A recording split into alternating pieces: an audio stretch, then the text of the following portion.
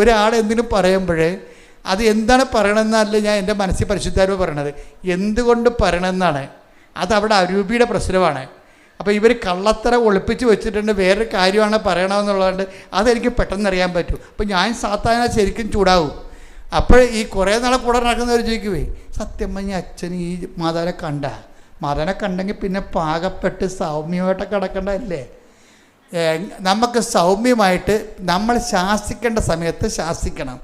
അല്ലെങ്കിൽ നിങ്ങളുടെ കുഞ്ഞുങ്ങൾ പോലും വഴിതെറ്റി വളഞ്ഞു പോകും. ശാസിക്കേണ്ട സമയത്ത് തെറ്റ് കാണുമ്പോൾ അത് ശാസിക്കണം. പക്ഷേ അതിൻ്റെ പേരിൽ അത് വിശ്വാസത്തിൻ്റെ വിഷയമായിട്ട് എടുക്കരുത്. വിശ്വാസത്തിൻ്റെ വിഷയമാണത്, പക്ഷേ അതിനെ വെച്ച് അസസ് ചെയ്യാൻ പറ്റത്തില്ല നമുക്ക് ഒരാളെ.